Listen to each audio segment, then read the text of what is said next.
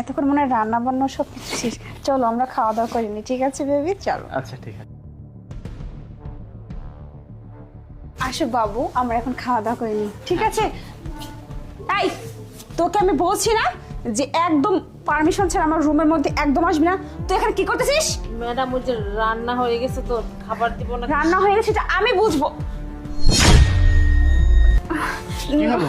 তুমি ওর সাথে এরকম করতেছো কেন? নয়ন তুমি এই সময় এখানে মানে তুমি অফিস থেকে এই সময় এখানে? আমি অফিস থেকে এই সময় আসলাম, দেখতে আসলাম যে আসলে আমার বউ কি করতেছে। এই ছেলেটাকে মানে ও তো আমার একটা ফ্রেন্ড, বুঝছো? এটা যে আমরা তো একই সাথে একই কলেজে পড়ি, ওখানে কিছু নোটস এর জন্য ও আসছে। ও কয়েকদিন ক্লাস করেনি তো এর জন্য। সেজন্য ওকে নিয়ে এসে বেডরুমে শুয়ে থাকা লাগে। মানে তুমি কি বলতেছো এসব বাজে বাজে আমি কথা? আজে বাজে কথা বলতেছি না, আমি প্রমাণ ছাড়া কথা বলি না। ওই মানে? ওইখানে দেখো,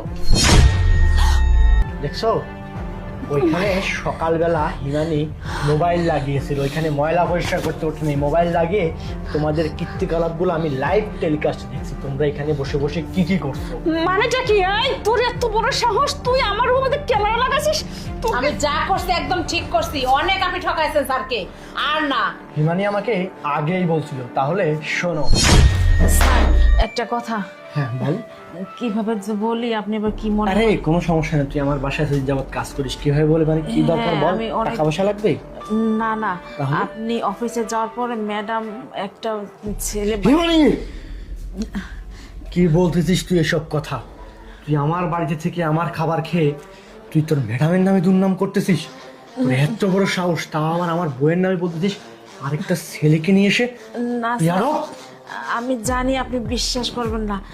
আমি একটা কাজ করব, আমি যেভাবে হোক এবার হাতে নাতে আপনাকে হ্যাঁ। প্রমাণ করে দেখা দিব। হাতে নাতে প্রমাণ দিতে না পারলে তোর খবর করে ছাড়বো আমি, কথাটা মনে রাখিস।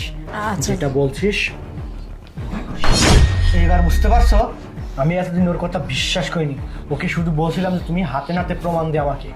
আজকে সকালে ও যখন আমাকে ভিডিও কল দিছে, আমি দেখলাম ও ওইখানে ক্যামেরা লাগিয়ে আমাকে ভিডিও কল দিছে। আর কিছুক্ষণ পরেই তুমি তোমার নাগরকে ডেকে নিয়ে এসে আমার বাসায় ফ্রিজ থেকে গরুর মাংস পোলাও রান্না করে নাগরকে খাওয়াচ্ছ, আর তার সাথে বিছানায় বসে রোম্যান্স করতেছো। বাহ, কি সুন্দর।